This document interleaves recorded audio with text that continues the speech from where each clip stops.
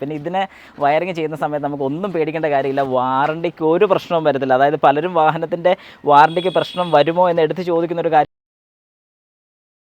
അപ്പോൾ അതിനിടയ്ക്ക് ഒരു ചെറിയ പോലീസ് ചെക്കിങ് കാര്യങ്ങളൊക്കെ ഉണ്ടായെങ്കിൽ പോലും അത് മാത്രമല്ല ഞാൻ പറയുന്നത്, ശരിക്കും ഇങ്ങനെ ഒരു ഡാഷ് ക്യാം ഉണ്ടെന്നുണ്ടെങ്കിൽ തന്നെ ഒരു ആക്സിഡൻ്റ് ഒക്കെ ഉണ്ടാവുകയാണെങ്കിൽ നമുക്ക് തെളിവെന്ന് പറയുന്നൊരു കാര്യമാണ് ഏറ്റവും മെയിൻ. അല്ലാതെ ഇപ്പം നമുക്ക് അറിയാം ആൾക്കാർ വാക്ക് മാറ്റി പറയും, പക്ഷേ ക്യാമറ റെക്കോർഡിങ്സ് ഒന്നും ഒരിക്കലും മാറത്തില്ല. അപ്പോൾ അതുകൊണ്ട് അപ്പോൾ ഇത്തരം കാര്യങ്ങൾ വരുന്നുണ്ട്. ഇനിയാണ് നമ്മുടെ മെയിൻ ഐറ്റം വരാൻ പോകുന്നത്.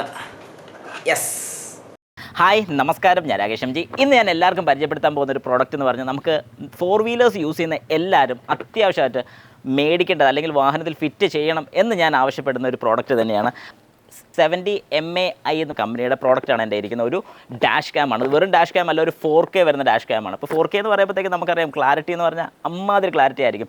ഏതായാലും ഈ ഒരു പ്രോഡക്റ്റ് ഫുള്ളായിട്ട് ഞാനൊന്ന് റിവ്യൂ നടത്തി നോക്കാൻ പോവുകയാണ്. അതായത് അൺബോക്സിങ്ങും ഇത് ഫിറ്റ് ചെയ്ത് കഴിയുമ്പോഴത്തേക്ക് എങ്ങനെയുണ്ട്, ഇതിൻ്റെ ഡീറ്റെയിൽഡ് ഫിറ്റിംഗ് വീഡിയോ കാര്യങ്ങളെല്ലാം നമ്മുടെ ഈ വീഡിയോയൊക്കെ നിങ്ങൾക്ക് കാണാൻ സാധിക്കും. ഉറപ്പായിട്ട് ഇത് മേടിക്കണമെന്ന് പറഞ്ഞാൽ വേറൊന്നും കൊണ്ടല്ല, നമുക്കറിയാം നമ്മുടെ വാഹനത്തിലൊരു സെക്യൂരിറ്റി പർപ്പസ് തന്നെയാണ് ഈ ഒരു ഡാഷ് ക്യാം കൊണ്ട് മനസ്സിലാക്കി തരുന്ന ഒരു കാര്യം. കാരണം ഒരു ഡാഷ് ക്യാം ഫിറ്റ് ചെയ്യുന്നതിൻ്റെ ഗുണം എന്താണെന്ന് ചോദിച്ചു കഴിഞ്ഞാൽ, ഏതെങ്കിലും ഒരു രീതിക്ക് ഒരു ആക്സിഡൻറ്റോ കാര്യങ്ങളൊക്കെ ഉണ്ടാവുകയാണെങ്കിൽ ഇതിൻ്റെ എല്ലാം ബാക്കപ്പ് റെക്കോർഡിങ്ങും കാര്യങ്ങളെല്ലാം നമ്മുടെ വാഹനത്തിൽ തന്നെ ഉണ്ടെങ്കിൽ, അത് ഫ്രണ്ട് ആൻഡ് ബാക്ക് റെക്കോർഡിംഗ് ഉണ്ടെന്നുണ്ടെങ്കിൽ തന്നെ നമുക്ക് വളരെ ഉപകാരമായിരിക്കും. കാരണം ഏത് രീതിക്ക് അവരിപ്പം കള്ളം പറഞ്ഞെന്ന് പറഞ്ഞാലും നമുക്ക് ഈ ഒരു ക്യാമറയുടെ റെക്കോർഡിംഗ് ഉണ്ടെങ്കിൽ നമുക്കൊന്നും പേടിക്കേണ്ട കാര്യമില്ല. ഏതായാലും നമുക്ക് ഈ ഒരു പ്രോഡക്റ്റ് ഒന്ന് അൺബോക്സ് ചെയ്ത് എന്തൊക്കെയാണ് ഇതിനകത്ത് വരുന്നത്, എന്തൊക്കെയാണ് ഇതിൻ്റെ ഫീച്ചേഴ്സ്, ഇതിനകത്ത് അഡാസ്, GPS, സോണിയുടെ സെൻസറാണ്, അതും കാര്യങ്ങളൊക്കെ നമുക്ക് ഡീറ്റെയിൽ ആയിട്ട് നമ്മുടെ ഈ വീഡിയോയിൽ അറിയാൻ സാധിക്കും. ഇപ്പോൾ എല്ലാവർക്കും welcome back to my channel MJ Explore.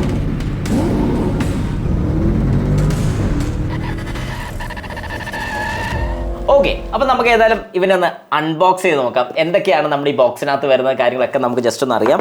ഏതായാലും പെട്ടെന്നൊന്ന് ചെയ്തേക്കാം. ഇതിൻ്റെ പ്രൈസ് ഞാൻ പറഞ്ഞായിരുന്നു, 19,960 സംതിങ് ആണ് ഇതിൻ്റെ റേറ്റ് വരുന്നത്.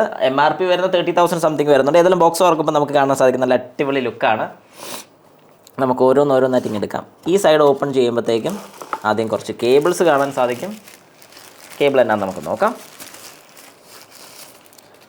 യെസ്, ഇത് നമ്മുടെ റിവേഴ്സ്, അതായത് ബാക്കിലത്തെ ക്യാമറയിൽ നിന്നും നമ്മുടെ ഫ്രണ്ടിലത്തെ ക്യാമറയിലോട്ട് കണക്ട് ചെയ്യാൻ വേണ്ടി ഒരു ലൈനാണ് ഈ വരുന്നത്. ഞാൻ തൽക്കാലം ഒന്ന് മാറ്റി വെച്ചു. പിന്നെ വരുന്നതും ഒരു കേബിളാണ്. ഒരു USB A to C ആണ് വരുന്നത്. A to C ശരിക്കും പറഞ്ഞാൽ നമ്മുടെ ചാർജർ കേബിളിൽ നിന്ന്, അതായത് നമ്മുടെ 12 വോൾട്ട് ഔട്ട്പുട്ടിൽ നിന്ന് നമുക്ക് കണക്ട് ചെയ്യാനുള്ള യൂണിറ്റ്. അത് ഞാനൊന്ന് മാറ്റി. അടുത്ത് നല്ലൊരു ഓപ്ഷനാണ് കേട്ടോ, ഒരു ചാർജറും കൂടി ഇതിനകത്ത് അവൈലബിൾ ആണ്. വേറൊന്നും കൊണ്ടല്ല, ഈ ഒരു ചാർജർ കൊടുക്കുന്നതിൻ്റെ ഏറ്റവും വലിയ അഡ്വാൻറ്റേജ് ഞാൻ പറയുന്നത് പറഞ്ഞാൽ, നമുക്ക് ഇതുപോലെയൊക്കെ അഡീഷണൽ ഫിറ്റ്മെൻറ്റ് ചെയ്ത് കഴിയുമ്പോഴത്തേക്കും നേരെ 12 വോൾട്ട് സോക്കറ്റിലോട്ട് അത് മാത്രം കണക്ട് ചെയ്യാൻ സാധിക്കത്തുള്ളൂ. നമ്മുടെ ഫോൺ ചാർജ് ചെയ്യാനോ കാര്യങ്ങളൊന്നും എടുക്കാൻ സാധിക്കത്തില്ല. ഇതിനകത്ത് ശരിക്കും പറഞ്ഞാൽ ഒരു ഡെഡിക്കേറ്റഡ് സ്ലോട്ട് തന്നെ നമുക്ക് കൊടുത്തിട്ടുണ്ട്. അതായത് നമുക്ക് കാണാൻ സാധിക്കുന്ന പോലെ റെഡ് മാർക്ക് ചെയ്തിരിക്കുന്ന ഇതിന് വേണ്ടിയിട്ട് തന്നെയുള്ള സ്ലോട്ടാണ്. താഴെ നമുക്ക് മൊബൈലോ കാര്യങ്ങളൊക്കെ ചാർജ് ചെയ്യാൻ വേണ്ടി യൂസ് ചെയ്യാൻ പറ്റും. അപ്പോൾ ഇത് ഞാൻ തൽക്കാലം ഒന്ന് മാറ്റി.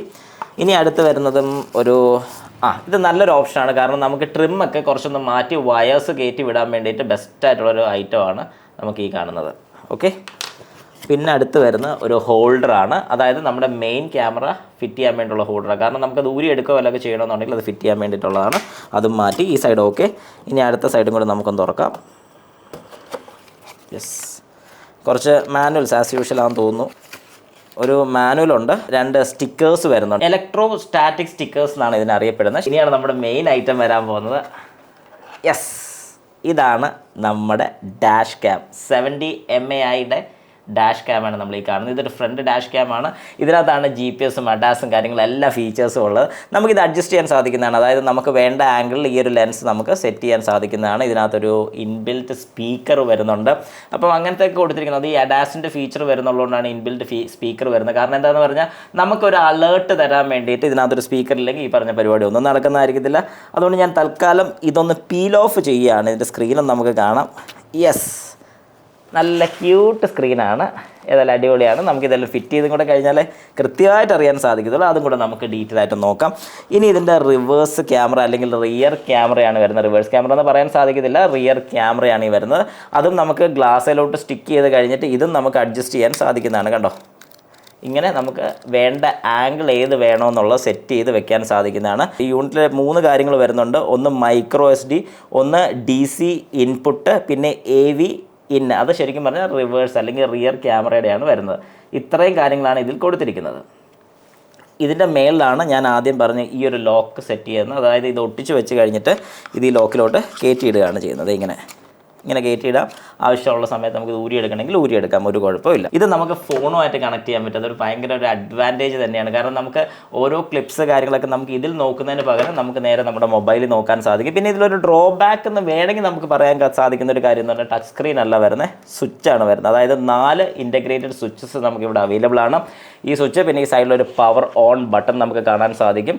ഇത്രയും കാര്യങ്ങളാണ് പ്രത്യക്ഷത്തിൽ നമുക്കിത് കാണുമ്പോഴത്തേക്ക്. പിന്നെ ഇതിൻ്റെ ഹീറ്റ് പോകാൻ വേണ്ടി കുറേ ഹോൾസും കാര്യങ്ങളൊക്കെ ഇവിടെ കൊടുത്തിട്ടുണ്ട്. കാരണം അത്യാവശ്യം ഹീറ്റ് ആകും. പിന്നെ വാഹനത്തിനകത്ത് ഇരിക്കുന്ന സമയത്താണെങ്കിലും വിൻഷീൽഡ് ഗ്ലാസിൻ്റെ ഫ്രണ്ടിലാണ് നമ്മളിത് പ്ലേസ് ചെയ്യുന്നത്. അതിനനുസരിച്ച് ചെറിയ ഹീറ്റ് ഇതിൽ ഉണ്ടാകുന്നതായിരിക്കും. ഏതായാലും ഇത്രയും കാര്യങ്ങളാണ് നമ്മുടെ ഈ ഒരു ബോക്സിനകത്ത് വരുന്നത്.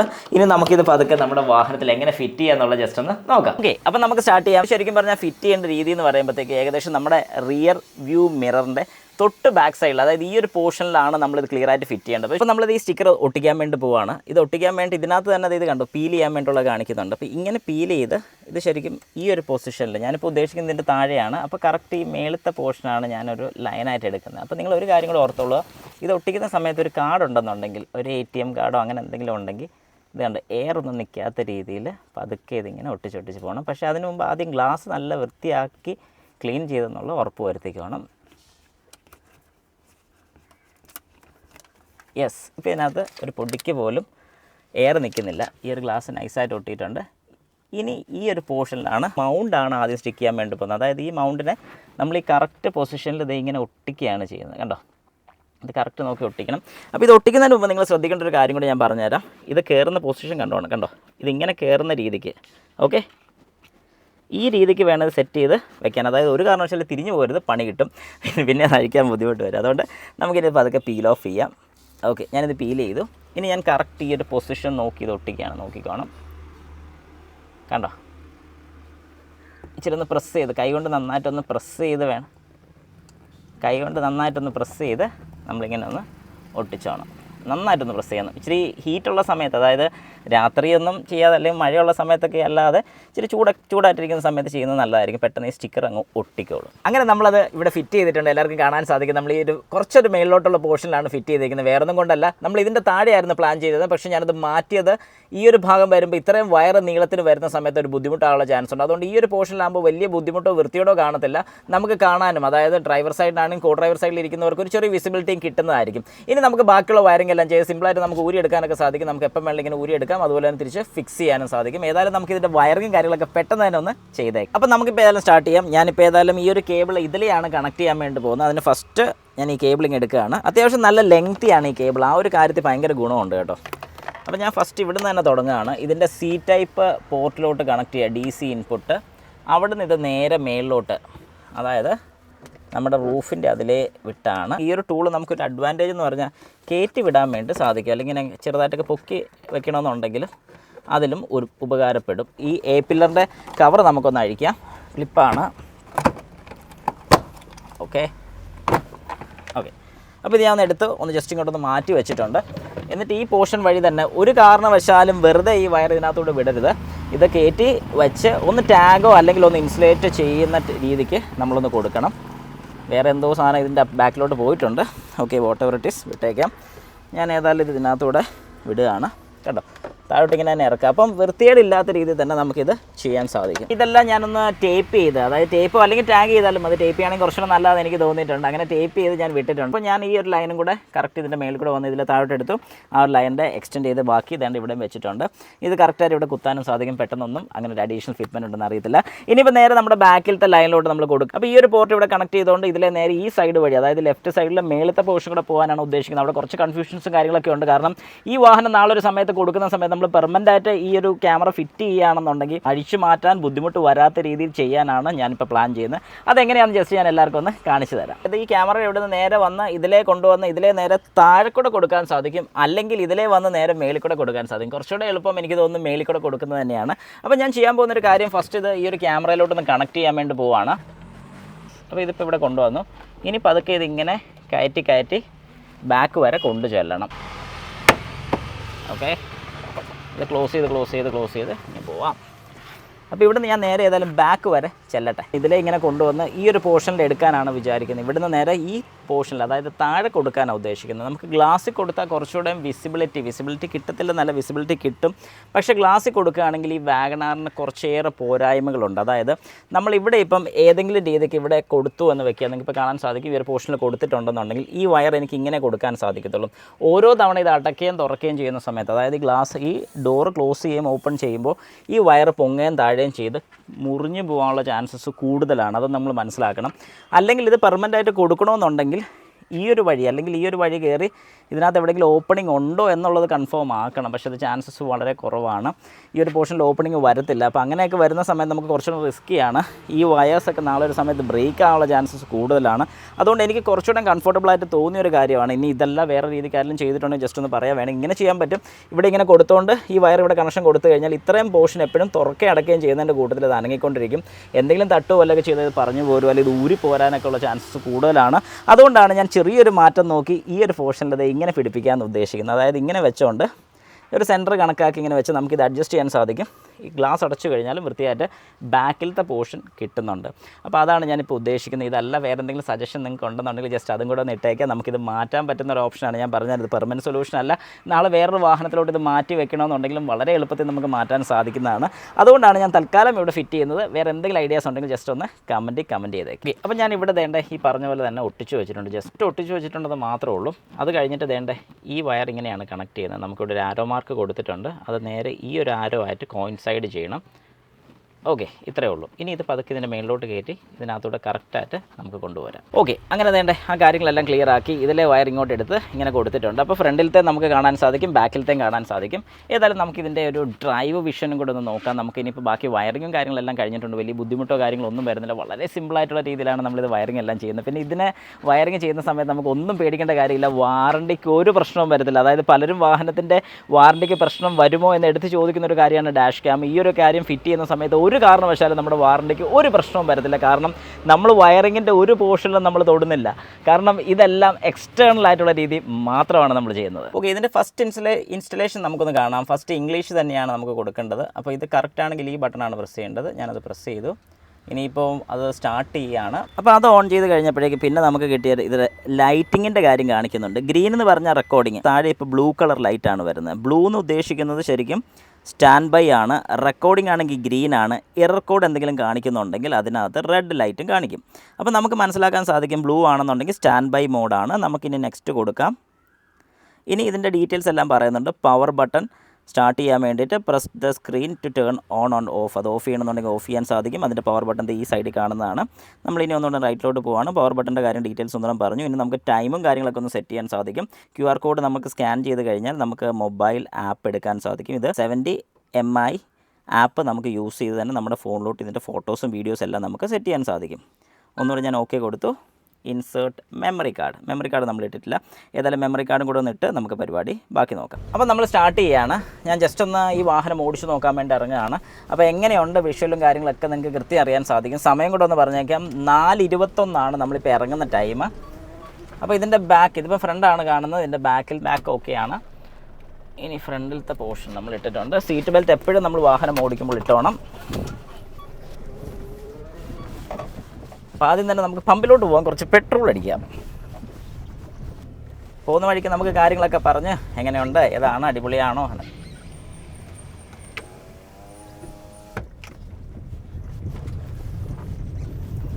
പ്രത്യക്ഷത്തിൽ വലിയ ഇത് കുഴപ്പമില്ല. പിന്നെ ഈ ഒരു ഗ്ലാസ് വരുന്നുള്ളതുകൊണ്ട് എനിക്ക് തോന്നുന്നു പലപ്പോഴും നമുക്ക് അതിലോട്ടുള്ള ശ്രദ്ധ കുറഞ്ഞോളും. കുഴപ്പമില്ല. ഡ്രൈവർ ഒരു കാരണവശാലും അങ്ങനെ ആവശ്യമില്ലാത്ത ശ്രദ്ധയിലോട്ട് പോകാതിരിക്കുന്നതാണ് ഏറ്റവും നല്ലത്.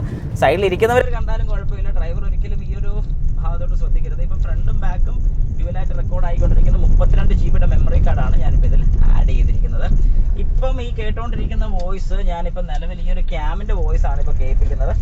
ക്യാമിൻ്റെ വോയിസ് എങ്ങനെയുണ്ടെന്നുള്ള നിങ്ങൾക്കിപ്പോൾ കേൾക്കുമ്പോൾ വളരെ വ്യക്തമായിട്ട് മനസ്സിലാവും. ഇതിനകത്ത് ചെറിയ ഈ ഗ്ലാസിൻ്റെ മിററിൻ്റെ അങ്ങനത്തെ ഒരു സൗണ്ട്, ജസ്റ്റ് ഒരു വൈബ്രേഷൻ വരുന്നുണ്ട്. അതുകൊണ്ട് കയറി വരുന്നുണ്ടായിരിക്കും, ഐ തിങ്ക് സോ. നൈറ്റിലൊരു വിഷനും കൂടെ നമുക്കൊന്ന് നോക്കാം. ഏകദേശം നമുക്ക് കാണാൻ സാധിക്കുക സെയിം സ്ഥലത്ത് തന്നെയാണ് ഞാനിപ്പോൾ ഈ വാഹനം എടുക്കുന്നത്. നമുക്കിത് ഓടിക്കുന്ന സമയത്ത് എന്ത് വ്യത്യാസമാണ്. കാരണം ഞാൻ നോക്കിയെടുത്തോളം എനിക്ക് ഒരുപാട് കോൺഫിഡൻറ്റോട് കൂടി നിങ്ങൾക്ക് പറയാൻ സാധിക്കും. അതായത് നല്ല രീതിക്ക് നമുക്ക് ഒരു രാത്രി ഓടിക്കുകയാണെങ്കിൽ പോലും ശരിക്കും വളരെ വ്യക്തമായിട്ട് നമുക്ക് വഴിയും കാര്യങ്ങളൊക്കെ കാണാൻ സാധിക്കും, വരുന്ന വാഹനം കാണാൻ സാധിക്കും. എനിക്ക് ഒരുപാട് ഇഷ്ടപ്പെട്ടു. കാരണം ഞാൻ നേരത്തെ ചെയ്തൊരു വീഡിയോ തന്നെ നോക്കിക്കഴിഞ്ഞാൽ അറിയായിരിക്കും, നമ്മുടെ മാരുതി സുസുക്കിയുടെ തന്നെ ഞാൻ ചെയ്തിട്ടുണ്ടായിരുന്നു. അതിനെ അപേക്ഷിച്ച് നോക്കുകയാണെങ്കിൽ ഇത് ഒരുപാട് ബെറ്ററാണ്. പ്രത്യേകിച്ച് ഈ സെൻസറിൻ്റെ ഒരു കാര്യം പറയാനാണെങ്കിൽ തന്നെ നമ്മുടെ സോണിയുടെ സെൻസറാണ് വരുന്നത്. അപ്പോൾ അതിൻ്റേതായ ശരിക്കുള്ളൊരു വ്യത്യാസം നമുക്ക് ഈ ഒരു കാഴ്ചയിൽ തന്നെ നിങ്ങൾക്ക് വളരെ വ്യക്തമായിട്ട് മനസ്സിലാകുന്നുണ്ട്.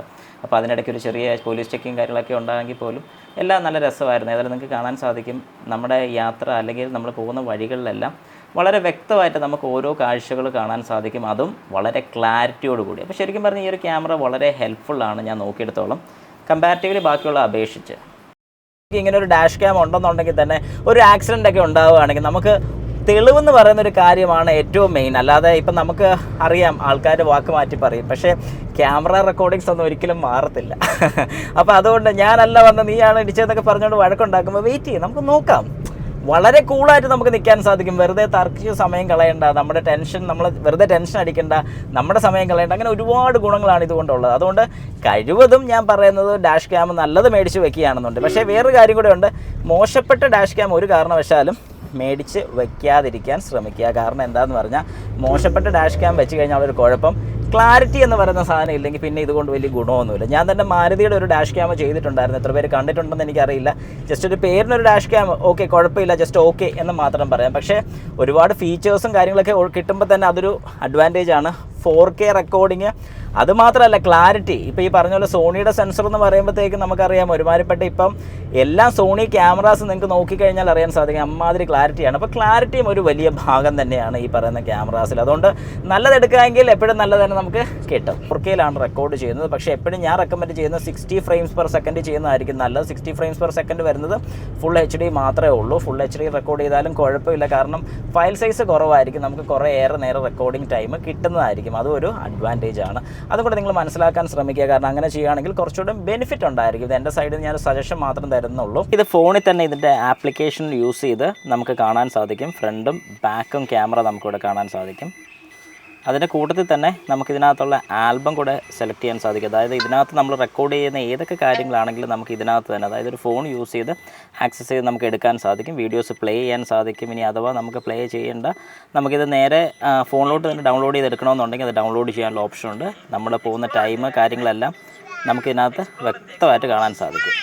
ലൈവാണ് നമ്മളിപ്പോൾ കാണുന്നത്. അതായത് ഇപ്പം നിലവിൽ ഈ ക്യാമറ എന്താണ് കാണുന്ന ആ ഒരു ലൈവ് വിഷ്വലാണ് നമ്മളിപ്പോൾ കണ്ടുകൊണ്ടിരിക്കുന്നത്. അതിനകത്ത് നമുക്ക് മൈക്കിൻ്റെ കാര്യമോ സെറ്റിങ്സോ വേറെ എന്തെങ്കിലുമൊക്കെ ഇപ്പോൾ മാറ്റണമെന്നുണ്ടെങ്കിൽ അതെല്ലാം നമുക്കിവിടെ മാറ്റാൻ പറ്റും. HDR ആക്കണം, HDR ഓഫാണ്, HDR ഓൺ ആക്കാൻ സാധിക്കും. പിന്നെ സ്പീഡിൻ്റെ വാട്ടർമാർക്ക് വേണമെങ്കിൽ അത് ഓഫ് ചെയ്യാം. 770 MIയുടെ ലോഗോ വേണമെങ്കിൽ അത് ഓഫ് ചെയ്യാം. ഫ്ലിക്കറിങ്ങിൻ്റെ വേണമെങ്കിൽ 60 എന്നുള്ളത് മാറ്റണമെങ്കിൽ മാറ്റാം. അങ്ങനെ ഒരുപാട് ഓപ്ഷൻസാണ് നമുക്കിതിനകത്തുള്ളത്. ഈ ഓപ്ഷൻസൊക്കെ നമുക്ക് അതിൽ കയറി സെറ്റ് ചെയ്യാൻ ബുദ്ധിമുട്ടുള്ളവർക്കെല്ലാം ഫോണിൽ തന്നെ ഇതിൻ്റെ എല്ലാം സെറ്റിങ്ങും ചെയ്യാൻ സാധിക്കും. ക്ലിപ്പിൻ്റെ വേരിയേഷൻ ഇപ്പോൾ ഞാൻ 60 ഫ്രെയിംസ് ആണ് ഇട്ടിരിക്കുന്നത്. അത് വേണമെങ്കിൽ മാറ്റി ഫുൾ HD ആക്കണമെന്നുണ്ടെങ്കിൽ ഫുൾ HD ആക്കാം. 4K ആക്കണമെങ്കിൽ 4K ആക്കാം. ഇപ്പോൾ ഞാൻ 4Kയിലോട്ട് കൺവേർട്ട് ചെയ്തിട്ടുണ്ട്. അപ്പം 4K റെക്കോർഡിംഗ് ആയിരിക്കും ചെയ്യുന്നത്. അപ്പോൾ ഇങ്ങനെ എല്ലാം കാര്യങ്ങളും, അതായത് എല്ലാം കാര്യങ്ങളും നമുക്ക് ഇതിനകത്ത് തന്നെ നമുക്ക് സെറ്റ് ചെയ്ത് ഇടാൻ സാധിക്കും. അതായത് നമുക്ക് ഏതൊരു കാര്യം നമുക്ക് സെറ്റ് ചെയ്യണമെന്നുണ്ടെങ്കിൽ ഇവിടെ സെറ്റിങ്സ് എന്ന് പറഞ്ഞ ഓപ്ഷൻ ഉണ്ട്. ആ ഒരു ഓപ്ഷനിൽ തന്നെ നമുക്ക് എല്ലാ കാര്യങ്ങളും ചെയ്യാൻ സാധിക്കുന്നതാണ്. ഈ ഒരു ആപ്ലിക്കേഷൻ്റെ പേരും കൂടി ഞാൻ കാണിച്ചു വയ്ക്കാം. 70 MI എന്ന് പറയുന്ന ഈ ഒരു ആപ്ലിക്കേഷൻ യൂസ് ചെയ്ത് നമുക്ക് ഈ പറയുന്ന കാര്യങ്ങളെല്ലാം ചെയ്യാൻ സാധിക്കുന്നതാണ്.